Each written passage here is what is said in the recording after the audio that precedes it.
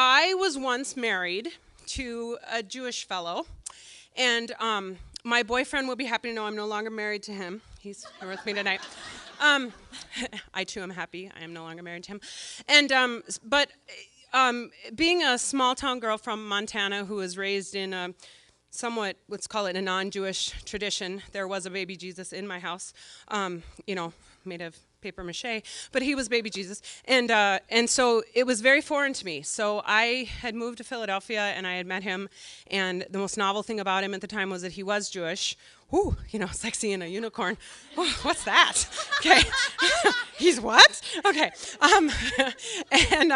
so I was fascinated, and then I come to learn as we got to know each other that I knew more about the Jewish tradition and the Jewish faith than he probably did, because to him, Jewish was like being, I'll just go Scandinavian for this audience, you'll understand. It's tradition, it's not a faith, it's not a religion, it's not a belief, it's just how you were brought up, foods and things like that. So I had a religion minor in college, and so I knew a lot about the Jewish tradition and things like that. And so I spent a lot of time trying to educate him on his own faith, which was kind of interesting. Are there any people from the tribe in here, the Heb tribe? The Heb tribe. Okay, good. Well, good, because, you will not learn anything about the Jewish faith from the stories.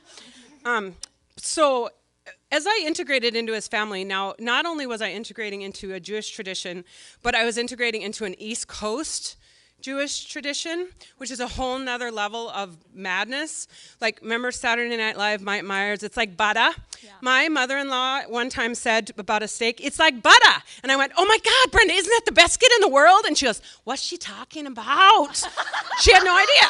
So, and I had an aunt who smelled like cologne and wore the sequin jumpsuit to the family picnic in the summer. Honest to God, you couldn't make these people up. And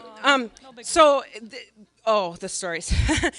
They were also the family that there was lots of traditions around food, mostly who could get to the buffet the fastest. That scene from My Big Fat Greek Wedding where the family rushes the buffet was not funny for me. It was traumatic. Like, and I come from this culture where we wait. The first person has to go and then you go. So to have people bum rush the buffet for things that are disgusting was beyond me. So it was just a lot of culture shock.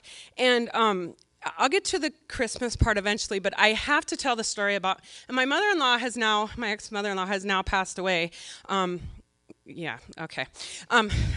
Thank you, Lord. God, I'm going straight to hell, but I know where Jesus is, so I'm okay. All right, so anyway, so I got to tell you about my mother-in-law before I tell you about Christmas, because this will help you understand her. Now, if you are familiar with the Seder dinner tradition, it is the traditional out of the Jews left Egypt, and they had some meals, and I don't know, there was great brouhaha that they'd escaped, and watch the Ten Commandments, figure it out yourself. But anyway, so there's this dinner called the Seder dinner, and you go to the Seder dinner, and you read the book backwards, and you say things, and you can't eat, you got to eat when they tell you to eat, and it's like, people think Hanukkah is great because kids get 8 presents. No, they get 8 little tiny presents. Well, Seder dinner's like that in meal form, like, here's a little piece of bread, and here's a little piece of root of some kind, and this whole thing. Well, there's this tradition where you, at your table or at the table, you set a spot for Elijah the prophet. And Elijah the prophet, you're supposed to have the smallest, youngest child or something in the room open the door, and then Elijah's going to join you, and and it's great. And you set a place for Elijah, and you pour a glass, and you pour 7 glasses of wine or something crazy through the meal, and you drink the wine, and you set a glass of wine for Elijah, and keep pouring this wine, and as if he's a guest there, and then, in theory, he'll come to your table.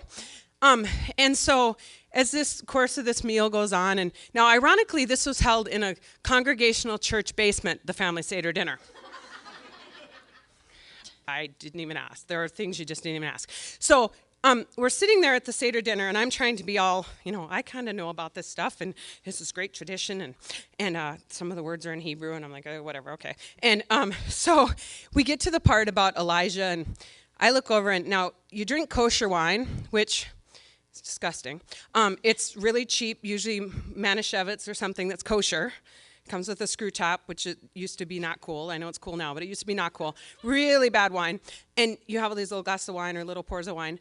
And my mother-in-law has drank her wine and drank anybody else's wine who she she could get her hands on. And then at some point during this dinner, I look over and she's begun to drink Elijah's wine. Okay. And finally I said, Brenda, don't drink Elijah's wine. And she looks at me and she goes, that son of a bitch never shows up. Okay.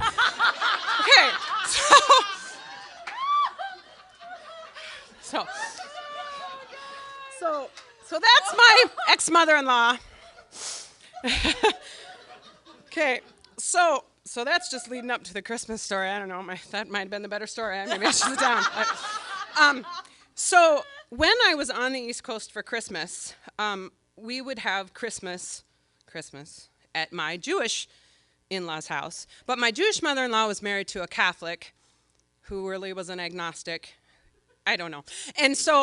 And they would have, and my who would have been my, I guess, grandfather-in-law, he was very traditional Jewish, and so they always had a tree, my ex-husband's family, but they called it the Hanukkah bush.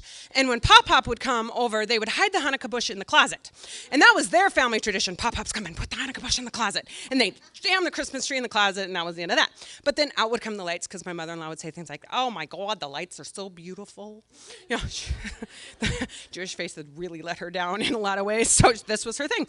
So we would have Christmas, and it was my family's Christmas. We're very casual.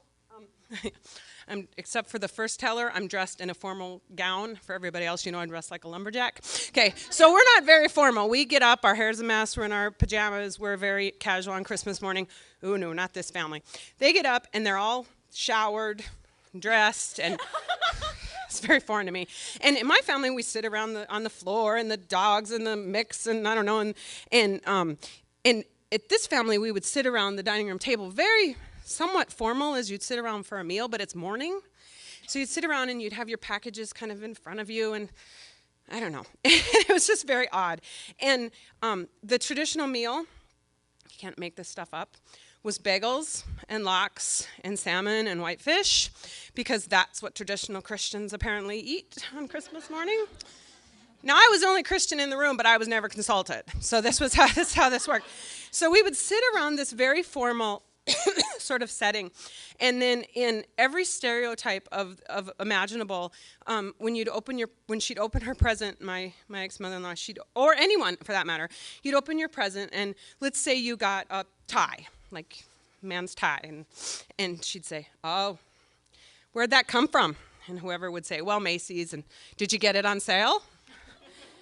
If you didn't get it on sale, she'd offer to return it for you and get it cheaper, because that apparently was the giving spirit that was supposed to come out of this faith. And so I guess as I have departed that family, and my own family has its own issues, and we trying to bring our son up in somewhat both traditions, I think a lot about those Christmases, and I think about those traditions and the traditions that I have later to be told about, the cake included, about a lamb cake. But, you know, as dysfunctional as your family is, I think what that taught me over and over and over again is that when there's not that warmth and caring and affection and sometimes messy hair and bad breath because you haven't brushed your teeth, none of the rest of it really matters, because they were very steeped in this is how you do it every time, and you do it very traditionally, but there wasn't that family support around it, and that's one of the many reasons I'm really glad that I am no longer married to the Jewish Christmas family. So, thank you.